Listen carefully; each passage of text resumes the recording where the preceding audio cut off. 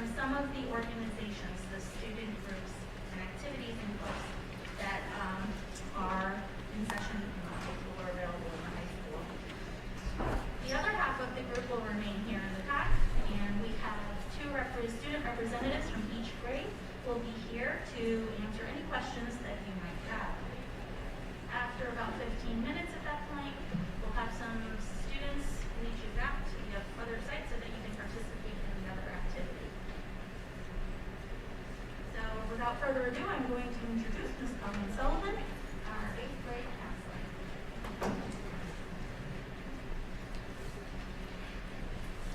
Hi everyone, I'm Colleen Sullivan. I'm the 7th and 8th grade counselor. Thank you for coming tonight.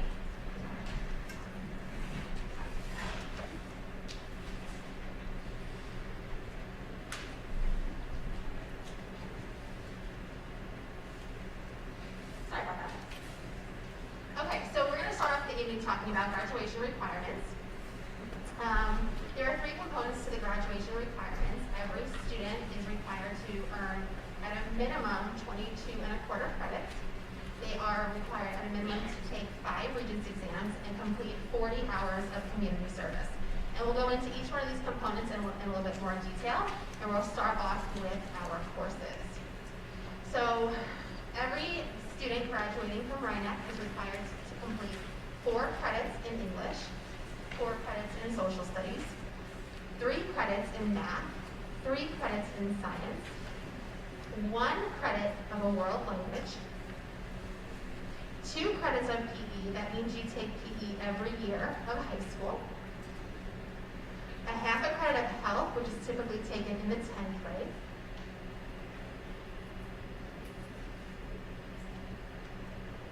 one credit in the arts, and in the arts you can take art, music, theater classes like that. You'll also be required to complete a quarter credit of our college and career planning class.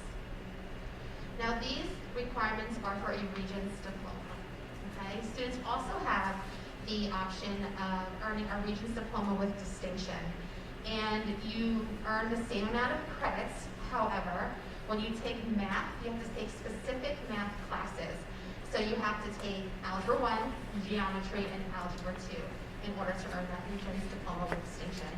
In addition to that, you also have to earn 3 credits of a world language as opposed to 1. Okay, and now I'm going to introduce Mr. Miller. Thank you very much. Hey everybody, I am Mr. Miller. I am one of the school counselors in the high school, one of 3 here with Ann as well. So Regents exams that were just mentioned, statewide, New York State has statewide Regents exams in their core subjects that are required for graduation.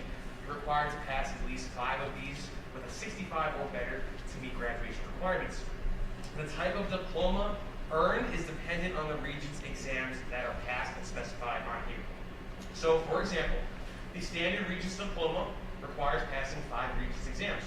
1 in English, 1 in social studies, 1 in math, 1 in science, and then 1 additional exam in either social studies, math, or science, commonly referred to as the 4+1.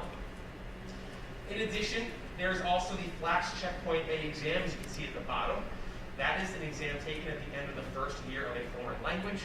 Typically, students are taking that in their 8th grade language class. Those are the requirements for a Regents diploma. As you can see further on the right side, you have an advanced Regents diploma as well.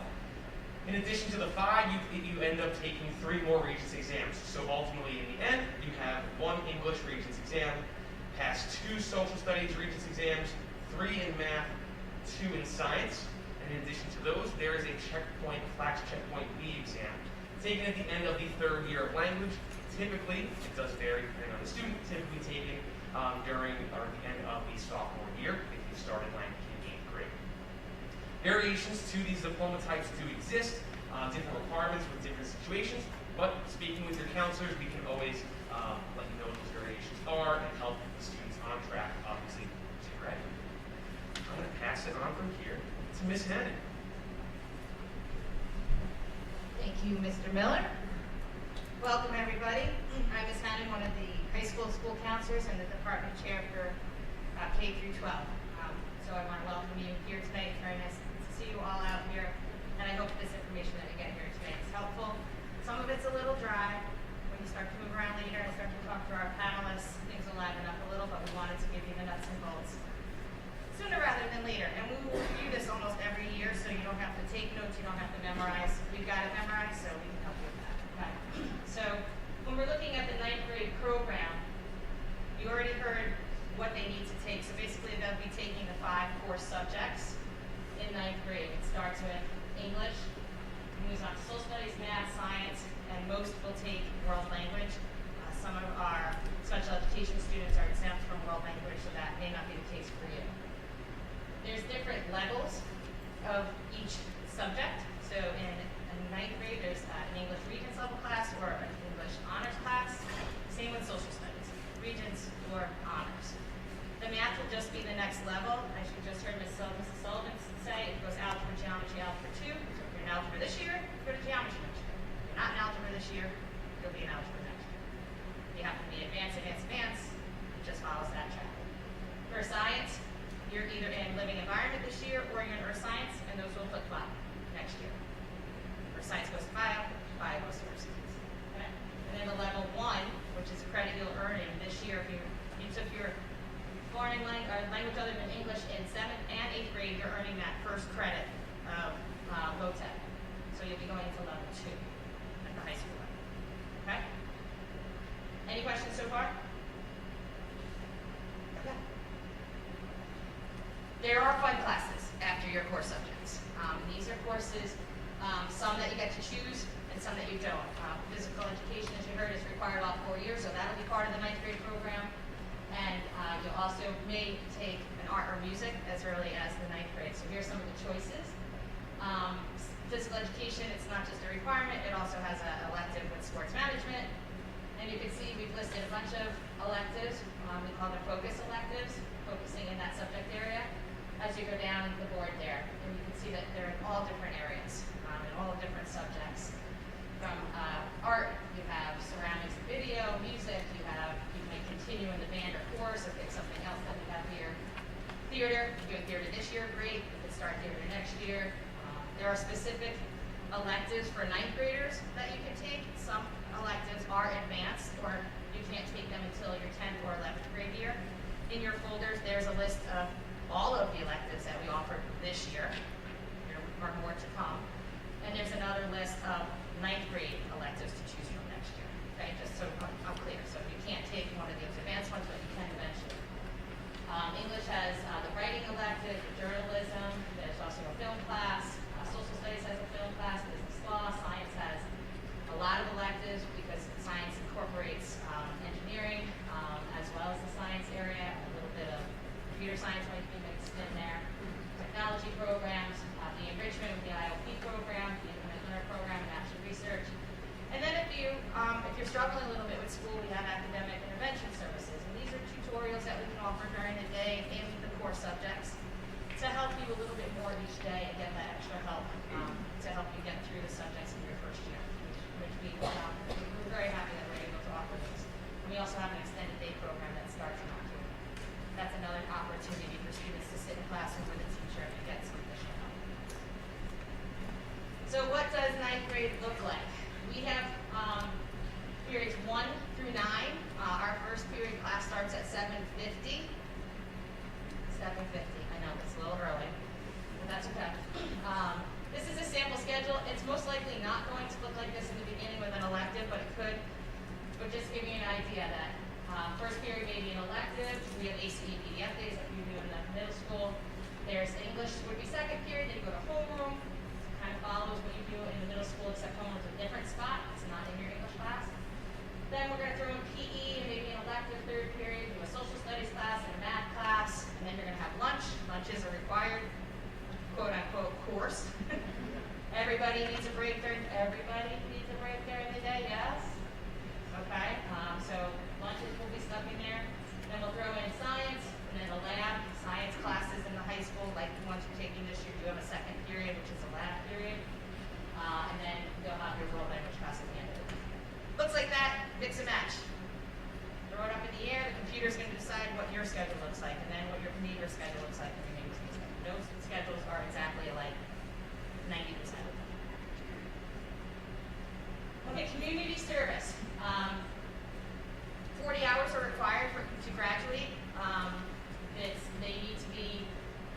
school or out of school, but at least 20 of them need to be out of school. We want our students to get out into the community. You can do some here and help in your own community, but get out there. Find someplace out there, some other people that you can help in this community, in the state, in the country, out of the country, whatever works for you. It has to be for a not-for-profit organization. You can't be making copies for mom at her business if it's not-for-profit and she gives you 10 hours. It's got to be somewhere where it's a not-for-profit. And you can start this right after moving up. You can literally walk out of an auditorium, throw your cap out outside, and jump in the car and go to start community service. All right, so you can do that right away. So we advise you to start early and not wait. It's 40 hours, average 10 a year, and you should be fine. The last one I'm going to do here is the clubs and activities. We have a ton, and you will see them all when you go into the dining hall on one of your rotations today. They're in all different areas, from publications, to honor societies, subject-specific, competitive, school-wide, grade-specific. There's a lot of fun things to do in high school. A lot of fun things to do in high school, right? Okay. And you'll hear about it from them too. They all do something fun. Yes? Train them well. All they do is do this. Yes. Okay? You guys have a copy of the PowerPoint, so I'm not going to go crazy in talking about every single one that we have.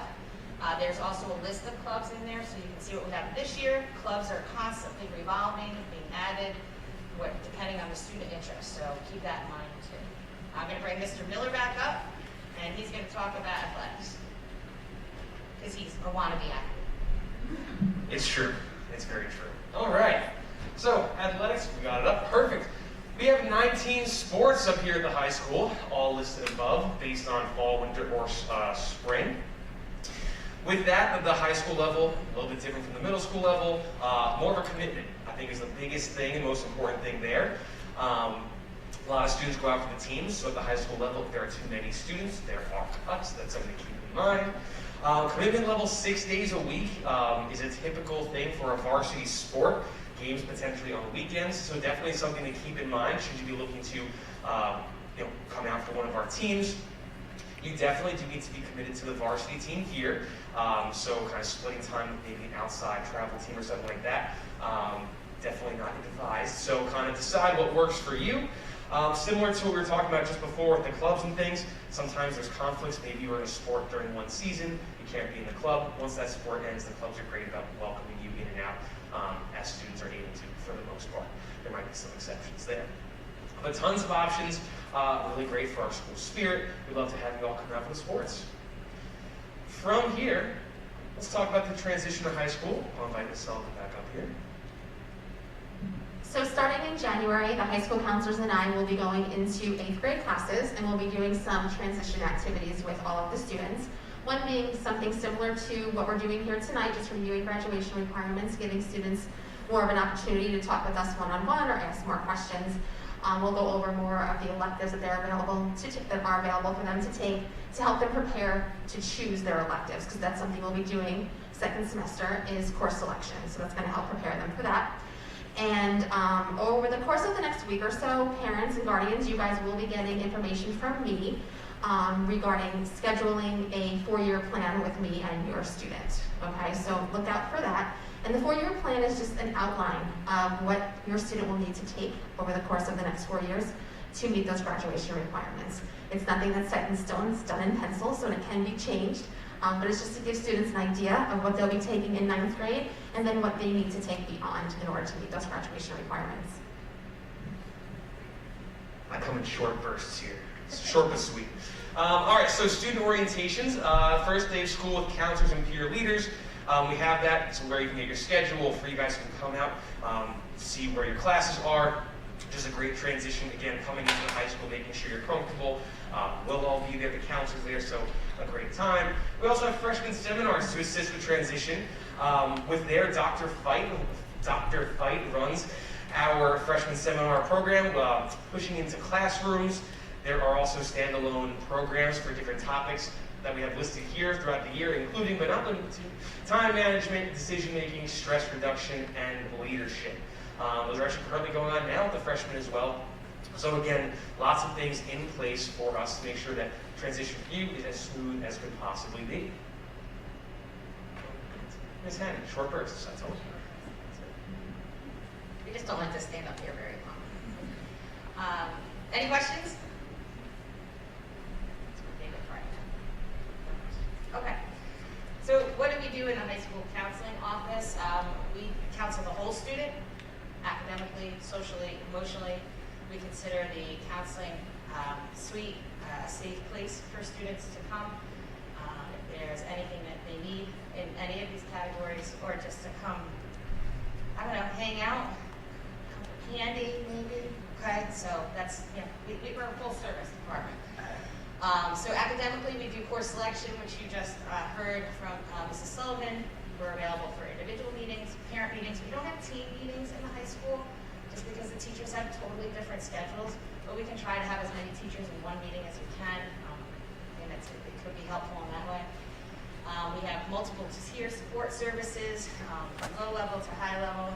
We have a psychologist, Dr. Crispinelli's in our office, and we are also part of the instructional support team, where we bring students that might be struggling a little bit to a team, and as a team, we start working on how to make that student a plan to be more successful. The social emotional training, there's social emotional counseling. Again, we do individual and group counseling. The groups are put together as needed. We have the transition support that you just heard a lot from Mrs. Sullivan. And we also do entrance interviews with the ninth graders to see what are their expectations of high school, and we can help them prepare for their four-year plan. And then we do career and post-high school planning. We do a college and career prep class in 11th grade. We do a career exploration class in 10th grade. These students, half of them have been through those, so if you want to ask them questions about those classes. We do college planning workshops. We have college planning evenings. We talk about apprenticeships and work right after college. We're there for every student and whatever their plan is going to be. We're small enough that we can have individual plans and meet individually with students and help them be ready for when they throw their cap out on the football field and walk off the football field where they're going next. And a lot of what we do is through a program called Naviance. You'll become more familiar with that once you get into the high school, get an account, and start moving from there. I'm going to bring it back to our fearless leader here in the high school, Dr. Wilson. Okay, so looking ahead, currently the high school offers 25 advanced placement courses in all of the subject areas. And when you get the course description book, you'll have an opportunity to peruse all of the options that are available. Typically, students have their first opportunity to take an AP course in their sophomore year, and it usually comes in history. So if you are a student that is in global history honors and you decide that you have been successful and you'd like to take AP, you'll be asked to choose between AP European History and AP World History. In terms of dual enrollment, you might want to have the rigor in your college transcripts, the transcripts that you're going to send to colleges, but you might not want to take an advanced placement exam. So we do have college level courses available through dual enrollment through the State University of New York, through the SUNY schools, as well as through Manhattanville for the theater arts. And you'll find that we've expanded the offerings in the SUNY dual enrollment classes to include a number of math courses. There's a social inequality course that's offered through New Paltz, science research through Albany, and all of the 3 languages, the level 4 courses, can garner you 3 credits from SUNY Westchester. Additionally, we have opportunities for personalized learning, whether it be through science research or independent learner program with Dr. Feit. But if you have something that you're passionate about and you want to do a little bit more of like a personal project inquiry, this will provide you the opportunity to do so.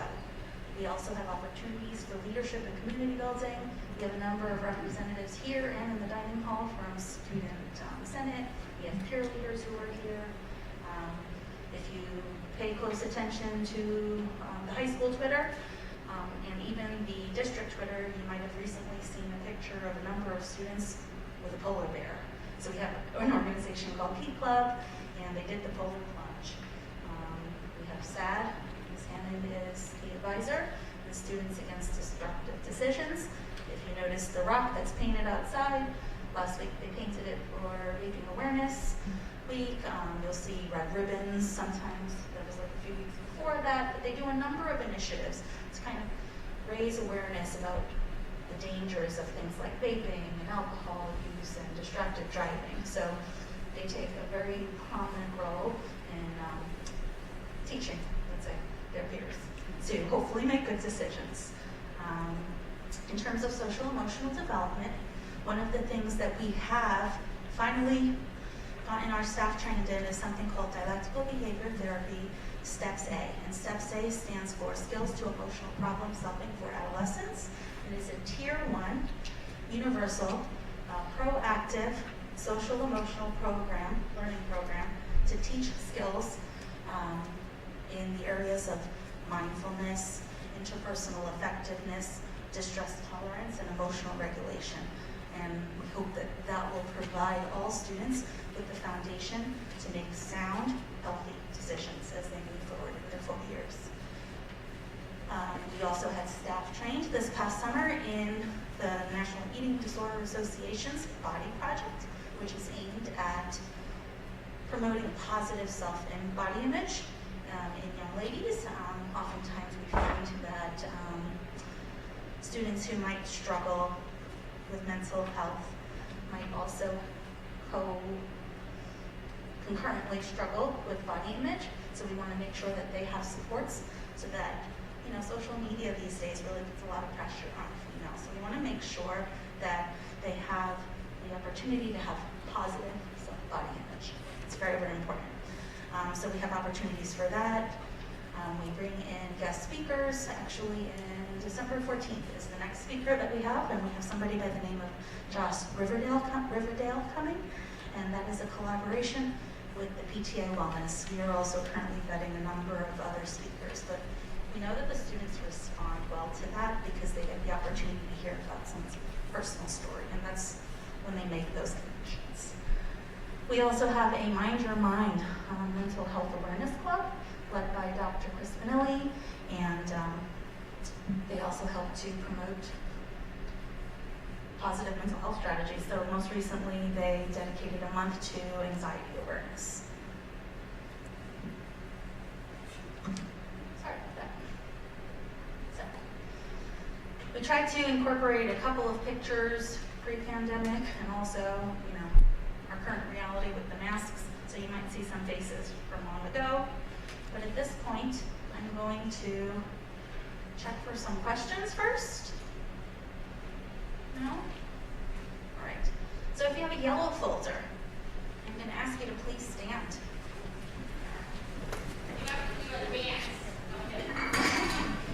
If you meet Miss Hannon out in the back, just behind her, there are 2 student representatives, and they will escort you down A corridor to D, to the dining hall.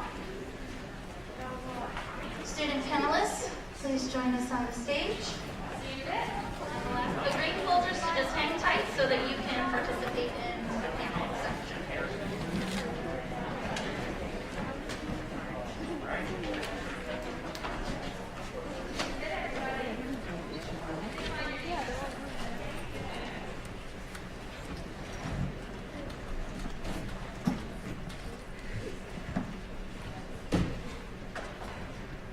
All right, so we have 2 panelists from each grade. So 9th grade, first table, we got Peter Walsh, who happens to be our class president, and Ella Grant, 10th grade. Okay. Anthony O'Connell and Charlotte Lippman, 11th grade. Actually went in order. Switched it up. I'm so proud of you. Okay. We have Olivia Tobin and Nick Boron. And 12th grade, we have Dimitri Helton and Dylan Kajowski. So, do we have any questions here for the students? All right. This typically happens, so I'm prepared. All right. So, common question. Please describe some examples of community service that you've participated in.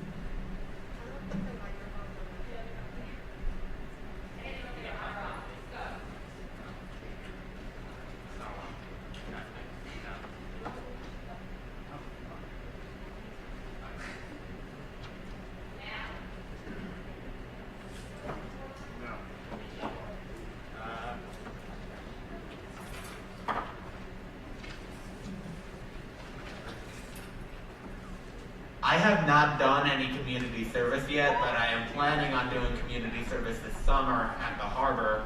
They have like a marine program where you help in this building and they try to like restore the harbor. Yeah.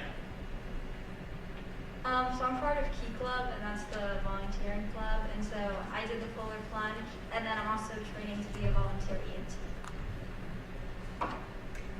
So I'm also in the Key Club, which gives a lot of really great opportunities for community service, and another great place you can find things is the Rye Youth Council, which gives me a lot of like good things really easy. So one great example of community service is Toys for Tots, where you basically like hand out toys to young kids that can't afford them. Key Club is great. They just talked about that. I also do the Floor Center, which is an organization that does a bunch of different stuff, particularly with like community rebuilding after like disasters. So I've done like a good amount so far of community service.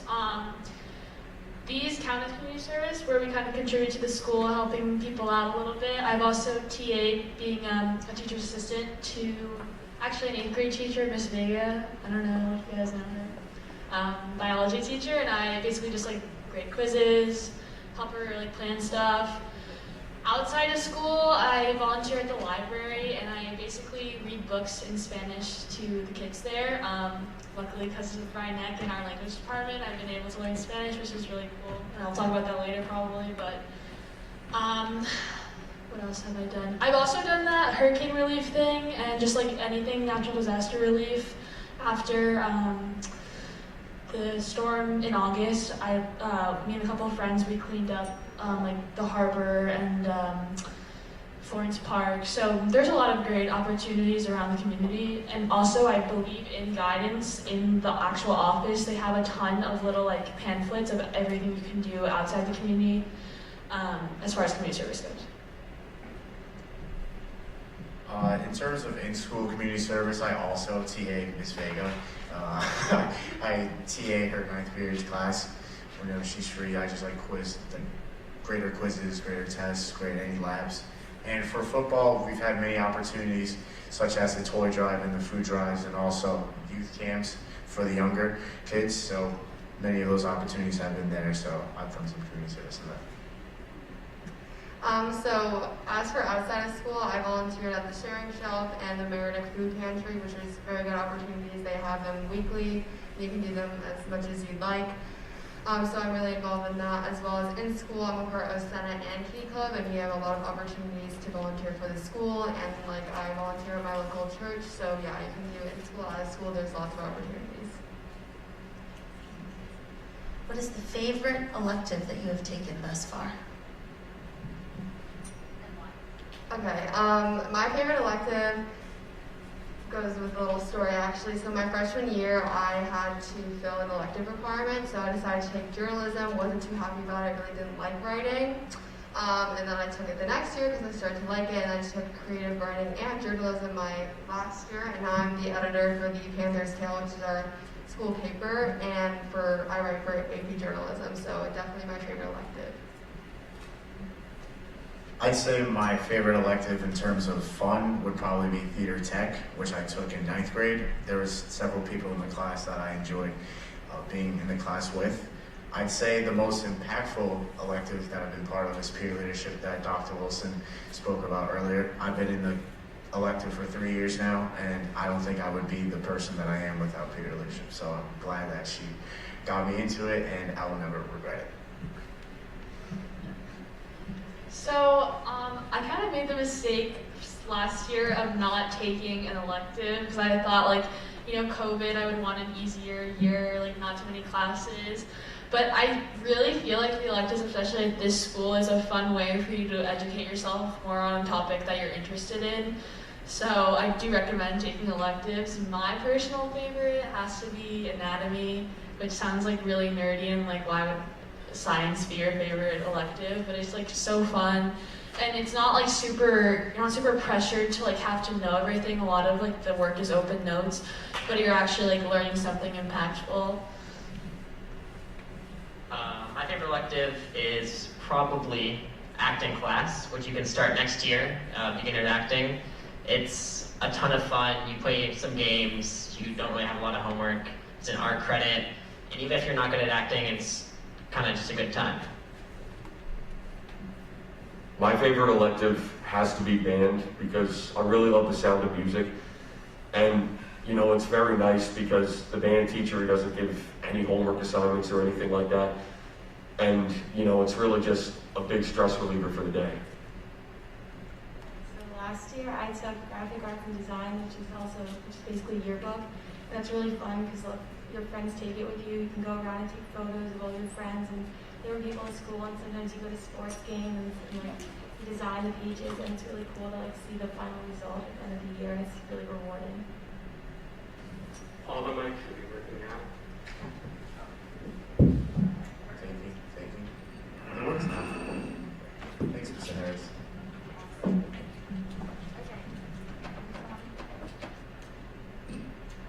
Yeah. So I'm also part of the theater and science research program, and they're like both my favorite electives. I love the theater program, and also science research. That's a 3-year program, and it's you basically take an experiment and do research and conduct it and get to have a mentor outside of school. And it's really cool. My favorite elective would probably be contemporary topics in the news. I think one of the electives I picked wrong, but the contemporary topics in the news is pretty fun. You basically research stuff that is going on in the news and throughout the world, and you do small assignments on it. There's sometimes homework. Pretty good, yes. And that course actually came about with some student input.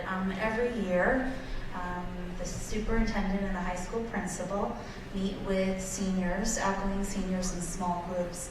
And one of the pieces of feedback that we got was related to the fact that they wanted a seminar-style class to discuss current events. So we were able to make that happen. Big question always revolves around how much homework. And while we know that that depends on the course load that you have, if you could roughly say on average, how much time do you spend on homework in one night?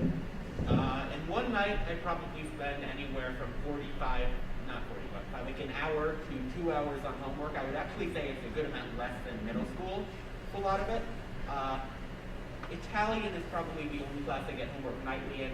A lot of classes just won't give you any work like for most of the week, so it's actually much, much better than in middle school with homework. Yeah, we also had a COVID year, so our homework load was like a little less last year, but for me the workload was more. I would say on average like an hour and a half a night, and it kind of depends. I feel like each class kind of gets about the same amount. Okay, so it really just depends on the day of the week. Like on Thursdays, if there's a lot of tests, on Fridays, you'll usually spend a lot more time on homework, but on average, I probably spend an hour to 2.5 hours on homework.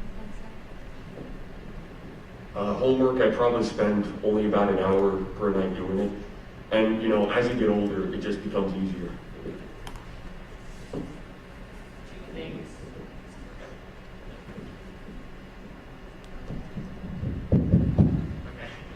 Two things about homework. If you use your study halls well, you're going to have a lot easier time at home.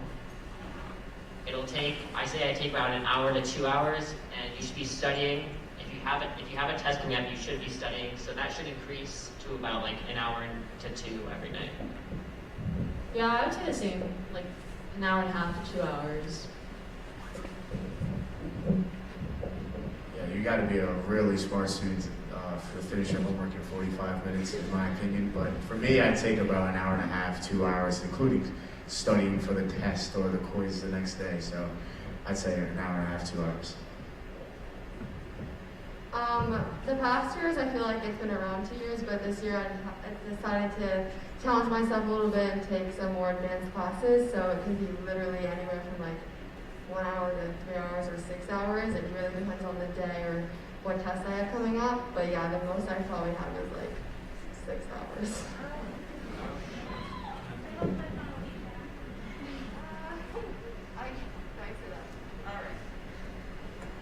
Do we have any questions from the audience yet?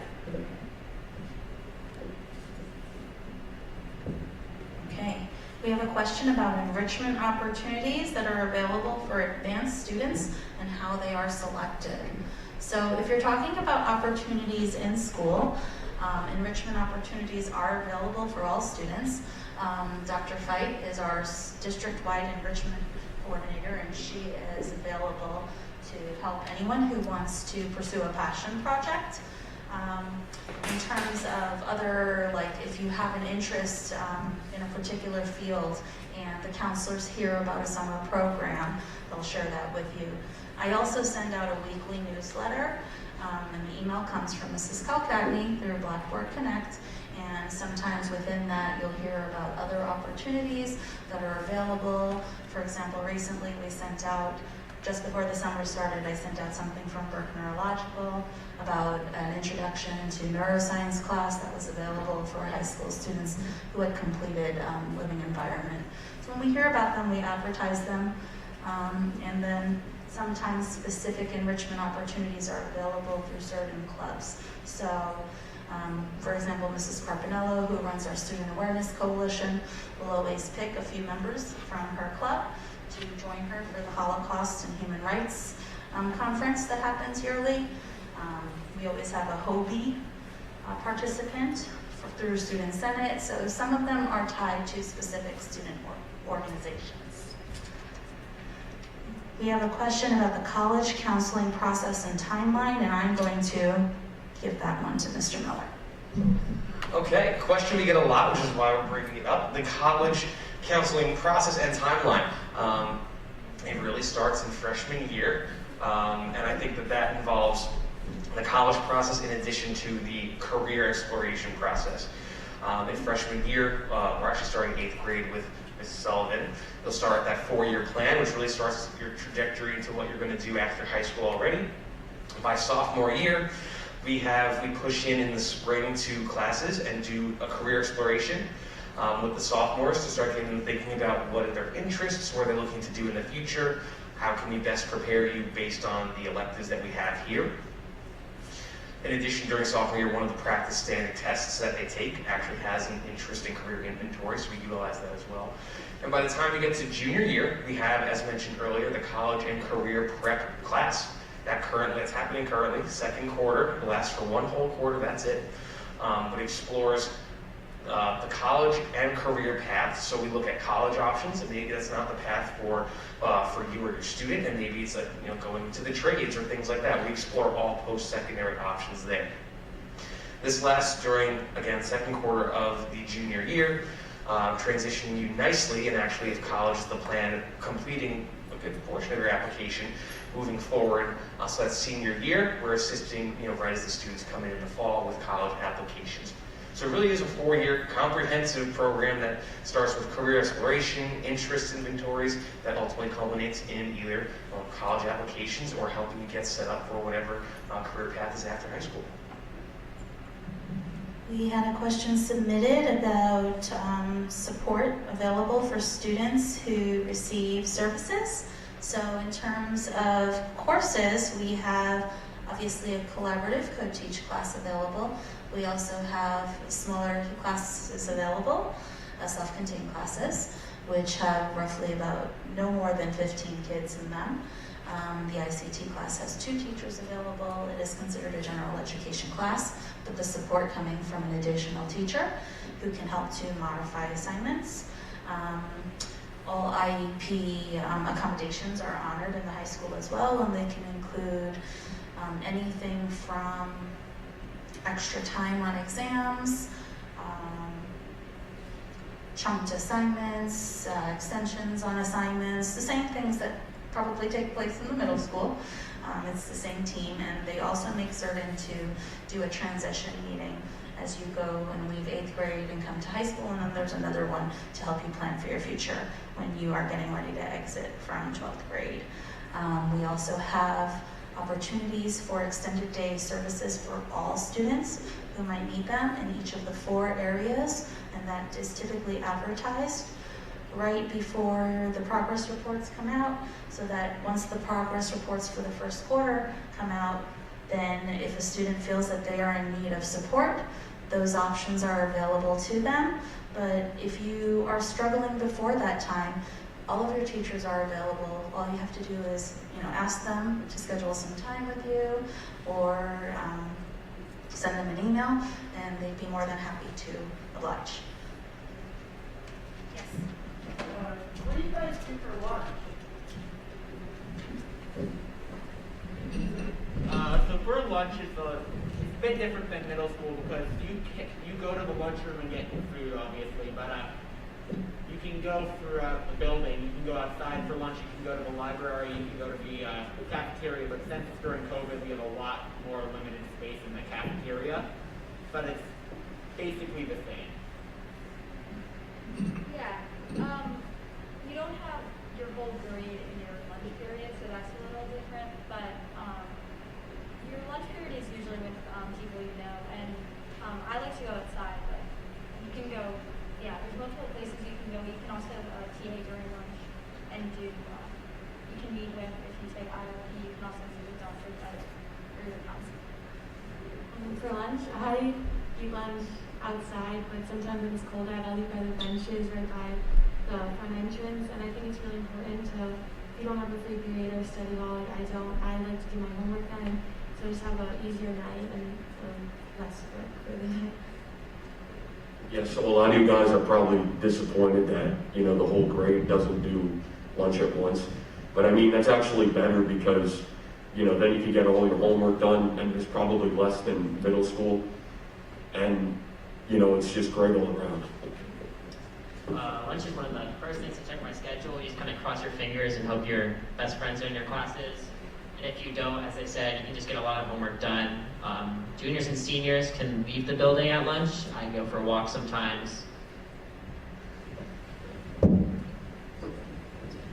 Yeah, it depends on the day. If I'm really hungry, I'll just stay here. If I'm kind of lazy to go, I'll just stay here and go to the cafeteria with my friends. I honestly think it's kind of nice to only have a few people in your lunch period opposed to the whole entire grade, because it's more chill and just time to relax and not think about school. Also, one thing I remember about middle school lunch is just having the teachers stand there watch you was so menacing, and I was just I want to be alone right now and go on my phone or something. So if you like your screens, maybe that's a time where you can kind of just check in on your socials and be oh, this is what's happening today. Yeah, I agree with that. You won't have to worry about the teachers menacing over your back. I tend to go out for lunch. Because some of my friends, they have cars, we're able to go out, come back before our classes.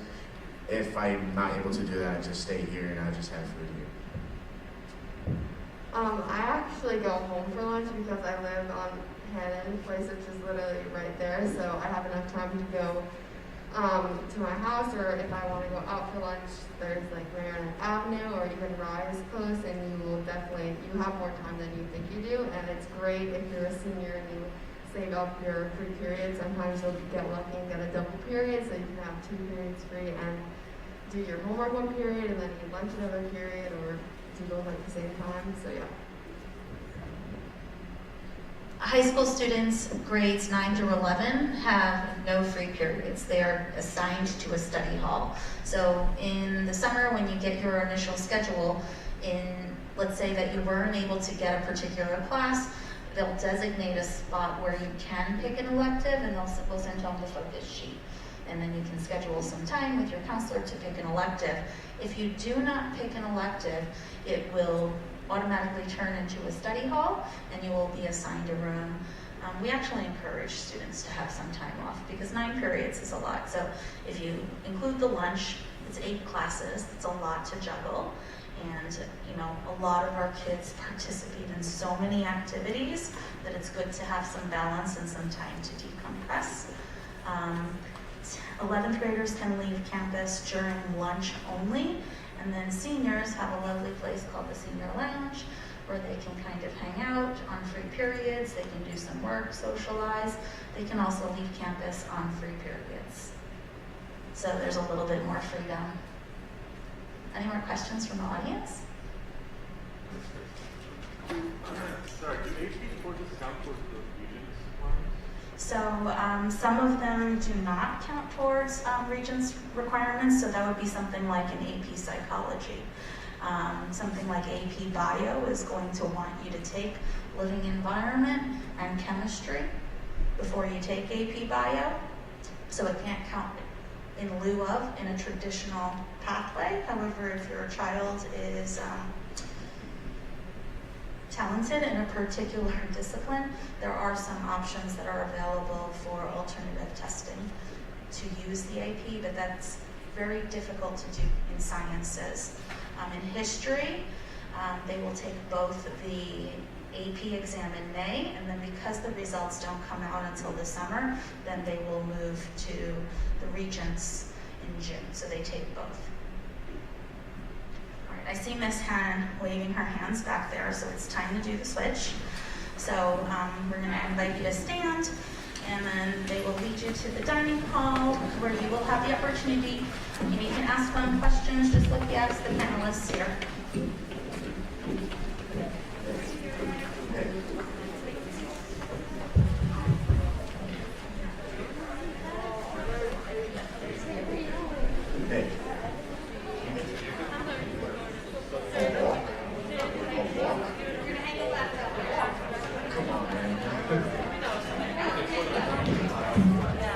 What kind of walks do you do? No, sure. Yes. Big old. Yeah. Lots of candy. What kind of walks do you do? No. What? Twizzlers? No, those are not So, No, M&M's are the best. I like speaking into What? I like speaking into microphone. Oh, It's kind of satisfying. really? Bye, see you never. See you. I actually never see you anymore. So sad. Yeah. Yo, I'm starving. Yeah, me too. What do you guys have for dinner? I don't know. I think pasta. Enchiladas. I don't even remember the last time. I had Enchiladas. one. I might have to Uber Eats. What are you gonna get? Uber Eats? What will you get? I might just Uber Eats, honestly. Very interesting.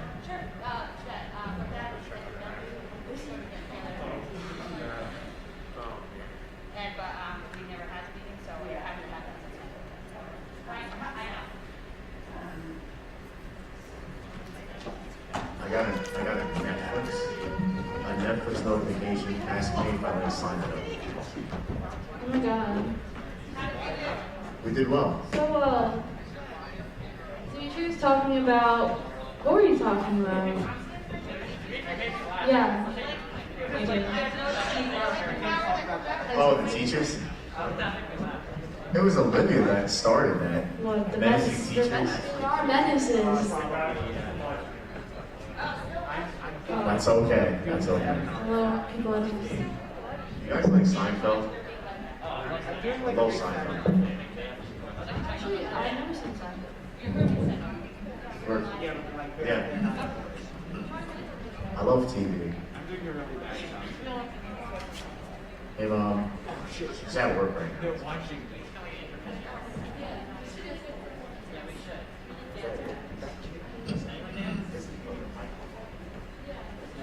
He doesn't need a mic when he talks.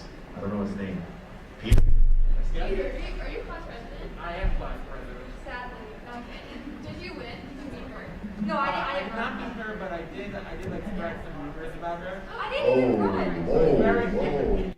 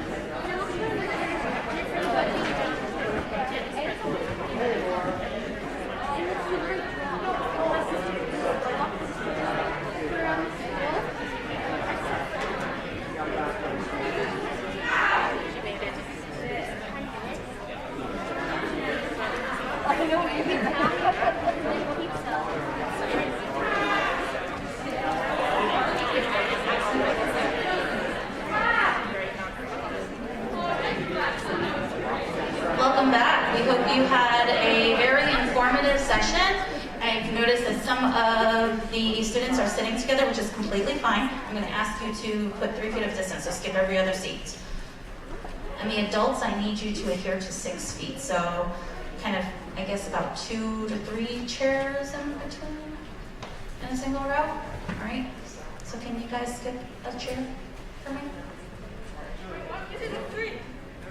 Yeah, just, you can pull the tape and just skip every other seat. Okay, sorry. All right. So, do we have any questions from this group?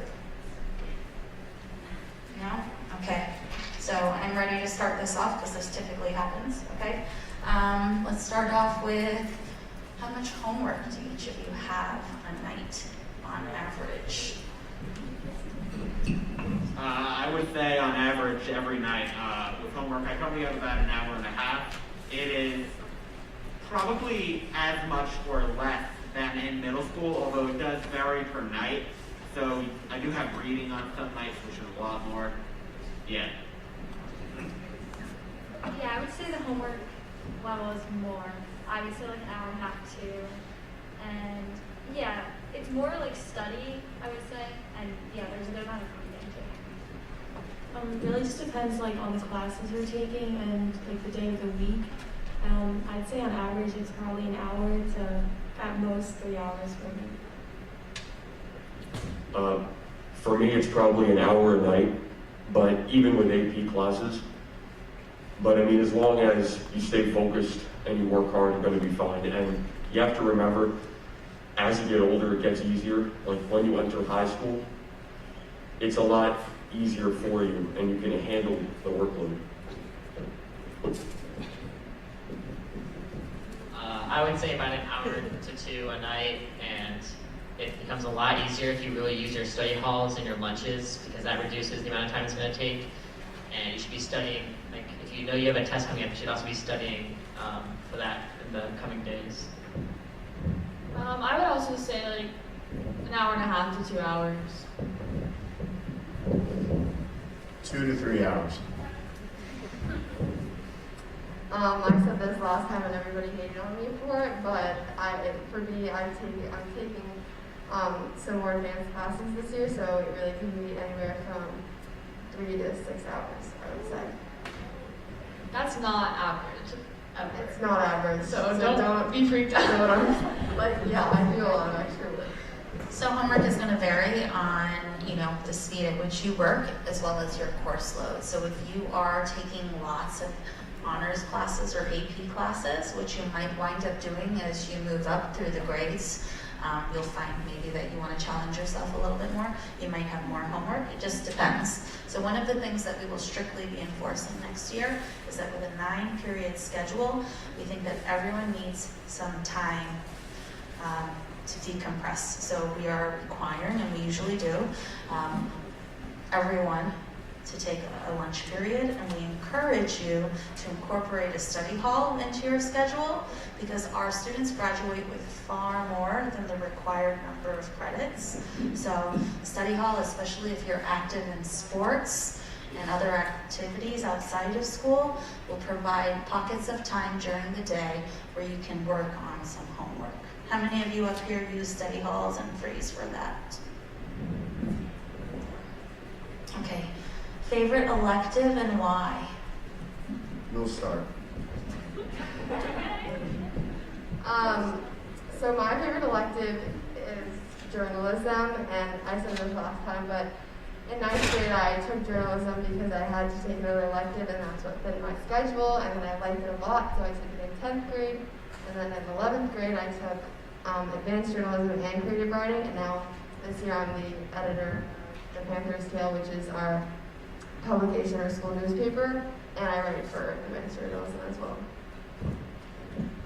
One of my favorite electives is video production from Mr. Golden back there. He's got the camera. Shout out to Mr. Golden. That's a very fun class, and I recommend you guys all doing it. So, yeah. My favorite elective that I've taken is anatomy, which is one of those science branch classes. So it's like half credit, and you still learn a good amount of science information that you would probably be learning in a full credit science class. I also took studio art my freshman year because you have to take that art credit, and I'm definitely not an art person, and I did not like it that much. So I would recommend taking electives that you like towards your personal interests. My favorite elective that I've taken across the years was acting class, which you can start next year with beginner's acting and then move on to intermediate and advanced in sophomore and junior years. It's really fun. It's an art credit. You don't do a lot of work. There's not a lot of homework. You play some fun games, and it's a lot of fun. My favorite elective is band. If you really like listening to music, and if you really want to stress reliever for the day, band is definitely the best class to take. So I really enjoyed last year. I took graphic arts and design, which is also a yearbook, and it's just really nice to put in all the work and go around and take photos and then see like the yearbook at the end of the year, which is really rewarding. And I also really liked independent learners program at Dr. Fight. It's just really nice to be able to research what you want to and learn things that you never thought like you could in other classes. I would recommend the science research program if you're a big science person like I am. It's a 3-year program, and you basically get to pick and narrow in on a scientific question and have a mentor and conduct research either in a lab or after school, and I really recommend it. So out of the 2 electives I have, I would say my favorite is contemporary topics in the news. We basically talk about things going on in the world and throughout like modern history. It's pretty cool, yeah. We do get homework in that class, so I think it's one of the few electives that you do get work in. So that class actually came about, it was through student requests and senior exit interviews. And every year the superintendent and I will meet with small groups of seniors and just talk about their experience over the past 4 years, electives that they took, things that they wish they had the opportunity to participate in so that we can make some adjustments. So the kids wanted a class where they could discuss current events in a seminar style format, so we were able to make that happen. That's just one example. Do you guys have any questions? You must have them.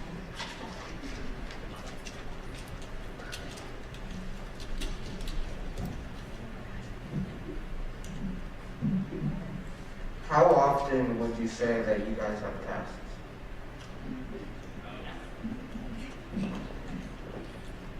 Good question. My bad. I think like when you're like a freshman or like sophomore. I think when you're younger, you tend to have more tests, at least for me personally. But then I think as you get older, you start to have like less amount of tests. I don't know why, but I think at the beginning you have a good amount of tests and quizzes, and then as you get older, it just kind of like decreases. So just be patient. That's it.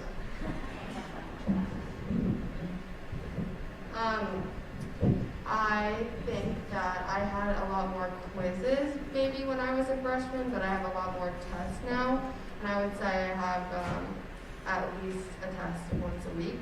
The average is probably about like 2 tests a week. Yeah, I strongly disagree with Dimitri about having less tests.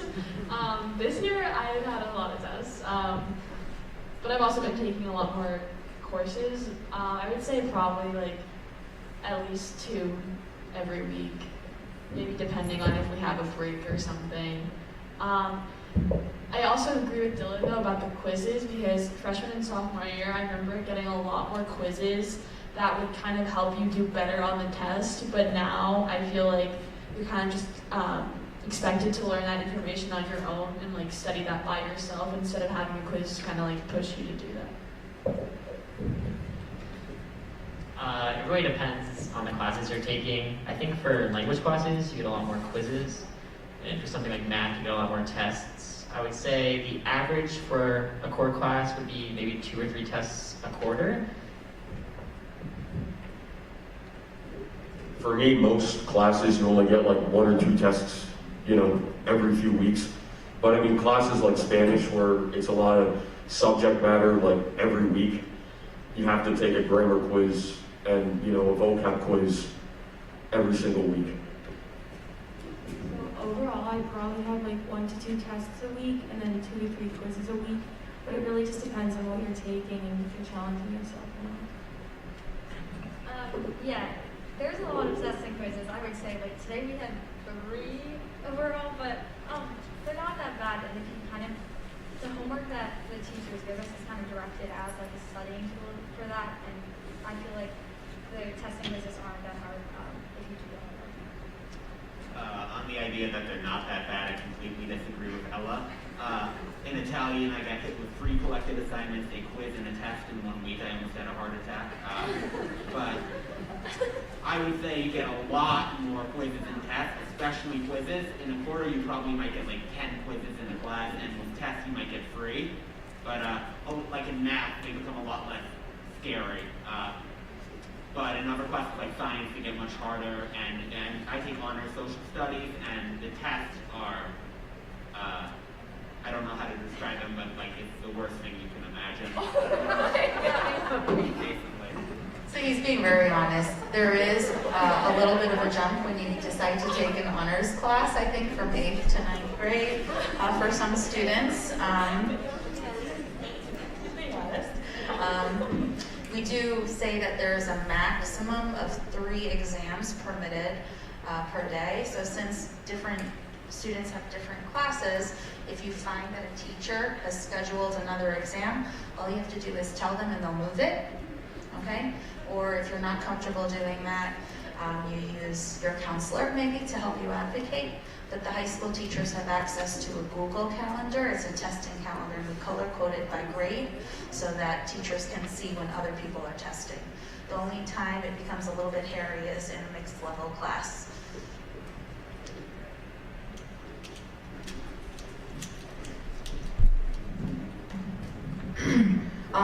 Who are your favorite teachers and why? The best teacher in the school undoubtedly is Mr. Tedrow. He's very funny and very, very nice, although he does give a lot of work at some points, and then he'll be kind of mean and try to trick you, but he is very friendly, and he's somebody that you can talk to like they're your friend and not a teacher. He's maybe the best teacher I've ever had. He's very, very good. What class does he teach? Social studies. Okay, you're really putting us on the spot here. I don't know if I can say like a top favorite teacher, but I'm okay.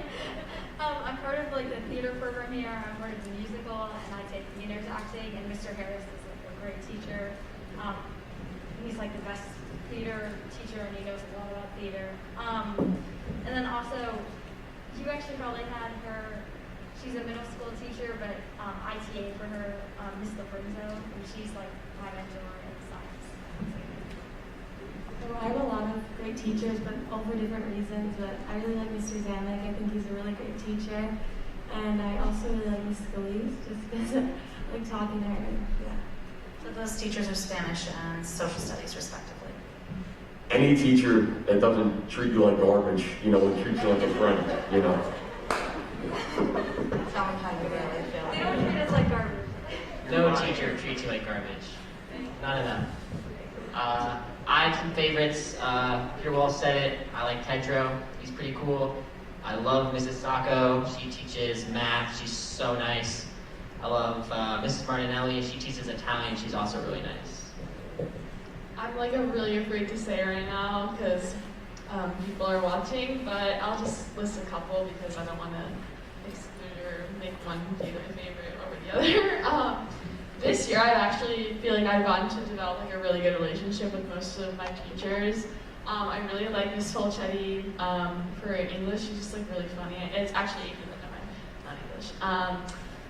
Miss Whiting is one of my favorite teachers, definitely, and I've had her throughout like the last 5 years for Spanish, and she just like always pushes you to like actually try and learn and understand the language. One time I walked into class and she told me she would be speaking in Spanish the entire class, and I said, "Ha, funny joke," and then she really did it. And I didn't understand anything for the entire class. But I'm very grateful that she started doing that because now, like, I understand very well. One last one, I would probably say Mr. Graziano for social studies. Just a really funny guy, and he's a good teacher as well. Like, he's just a solid person all around. The high school, there are a lot of great teachers, but we can't forget about Mrs. Kaplan. Chemistry teacher.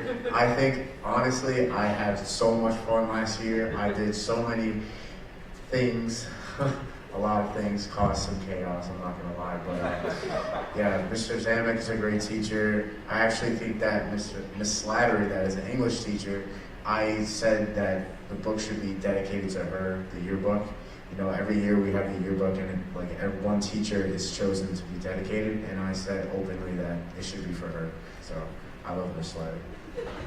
I'll add on to that. I have Miss Slattery for AP Lang this year, and she is like the nicest, most gracious person on God's green earth, and I'm pretty sure if you step on her foot, she would be the one to apologize.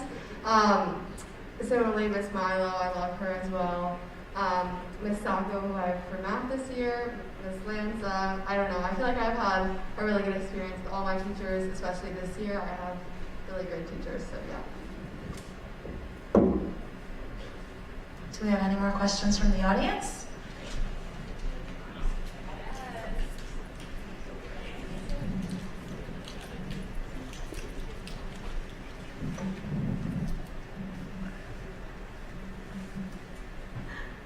So how do all like the different like clubs and all the other courses like fit into your schedule? Like, wouldn't that be too much? You know, like for one day?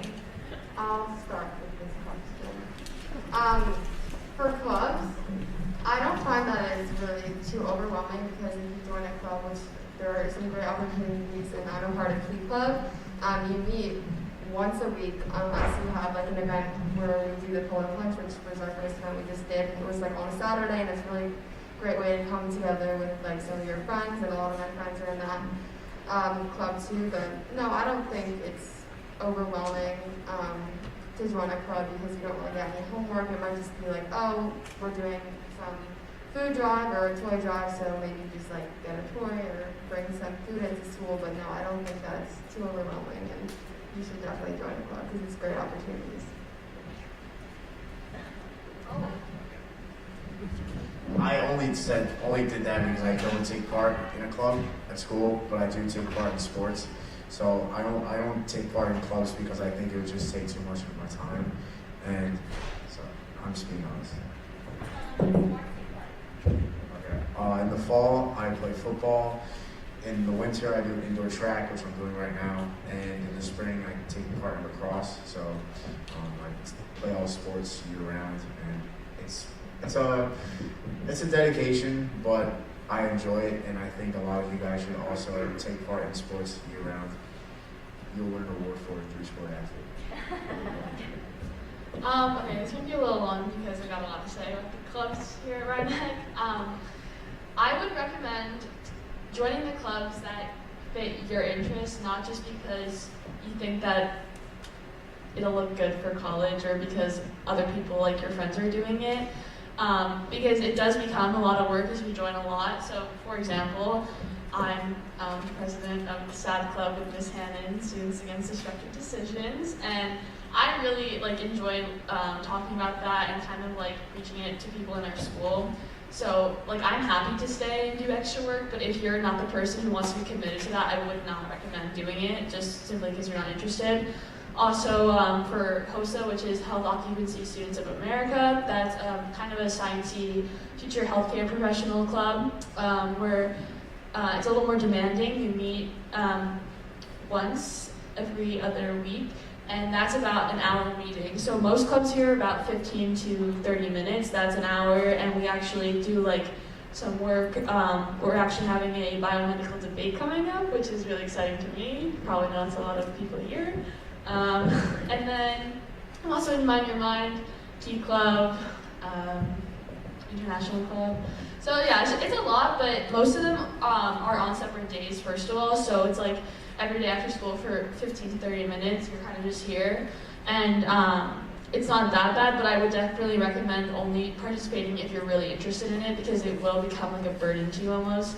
Sorry, that sounds bad, but it's just the truth. And then also with sports, I play tennis and softball.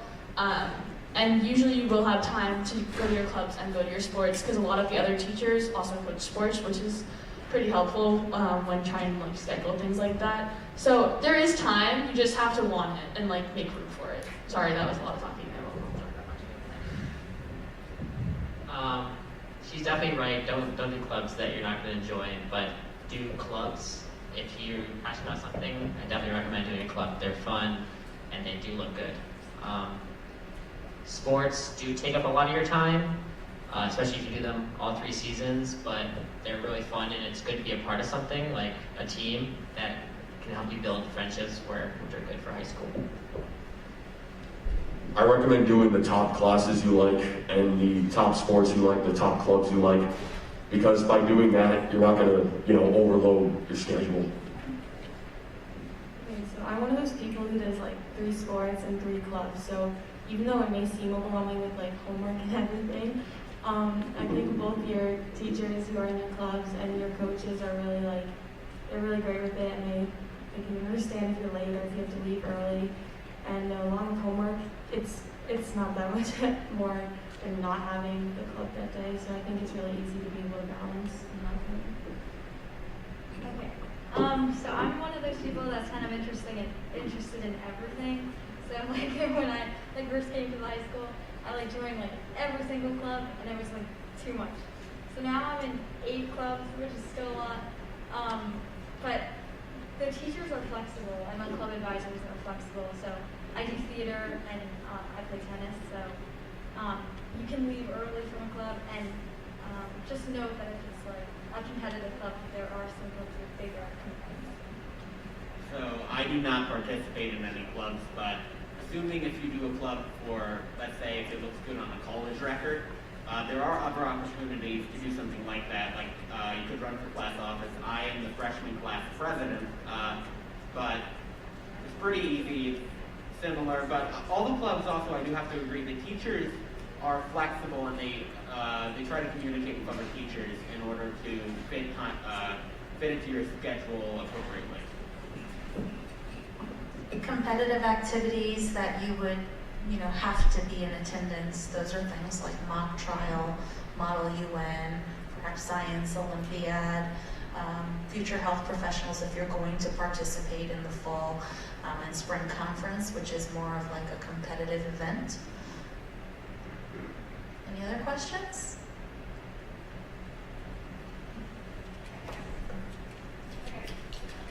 Okay.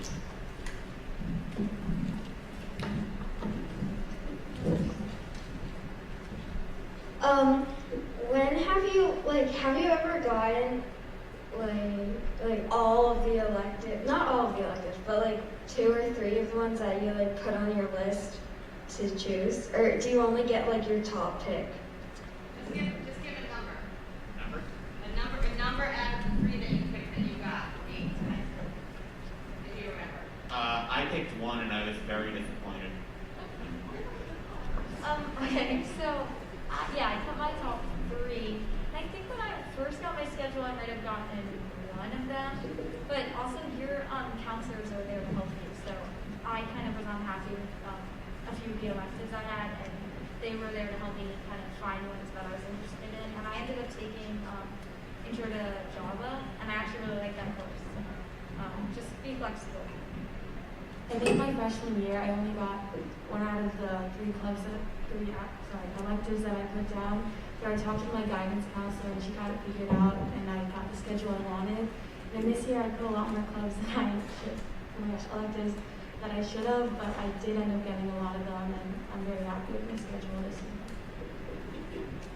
So from 9th to 10th, I picked 3 and I got 2 that I wanted. As long as you pick early, you know, when you communicate with the principal and counselors, you're going to have the ones that you want.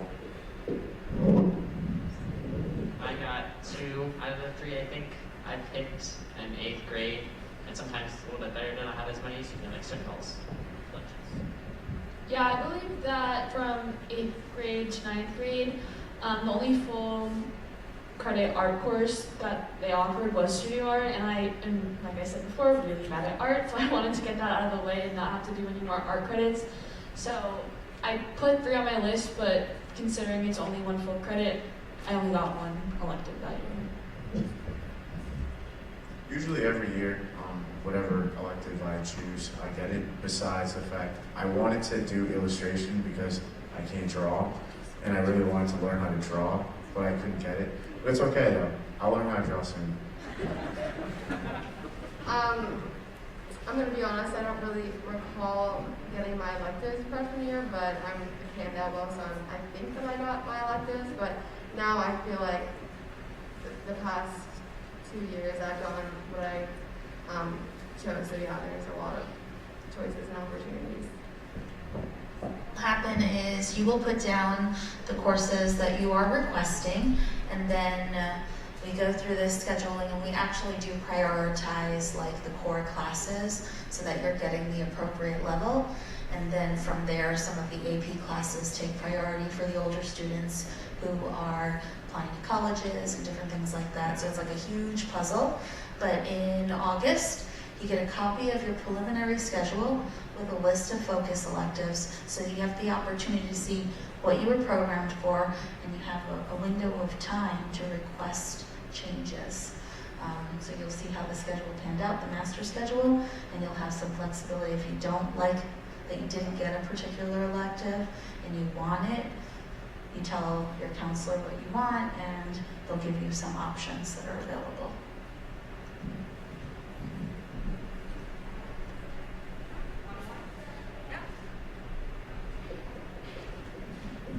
If we don't have a question, I will answer very quickly some questions that were submitted anonymously on the form, from the RSVP form. We had a question about enrichment opportunities and how students were selected. So what I am going to encourage you to do is go on the website. You will find that in the high school tab at the very bottom, you'll see weekly emails that come out from me to the students, and sometimes I will advertise some opportunities there. Sometimes counselors will tap you when they're aware of your interests, when opportunities arise outside of school. And then in terms of in-school enrichment, Dr. Fight is available. You can explore the Independent Learner Program. It's open to all students. And she does district-wide enrichment. Also had a question about special services for supports for students. And what kind of services are available. They're very similar to the middle school. We have a collaborative co-taught general education class, which provides an additional content area specialist who also is very qualified to help the general education teacher to modify activities and content. And we have smaller size classes, should the need be there. We also have things like extended time, chunking of assignments, extensions. So the same types of accommodations that you would typically see in middle school, if there is a need for them and there's data to document it, those services would also be available in the high school as well. Do we have any other questions? No. All right, it's getting late. I know it's a school night. I'm just down the hall from you guys. And if you have a question, you can send me an email. You can stop by the high school main office, maybe on your way to the dining hall. Parents, if you have an email, please, if you have a question, please feel free to email or reach out or give me a call in the main office or one of the counselors. We thank you for coming out tonight, and we look forward to welcoming you. It might seem like it's just down the hall, but you know, you got fun things to look forward to. Have a good night, folks.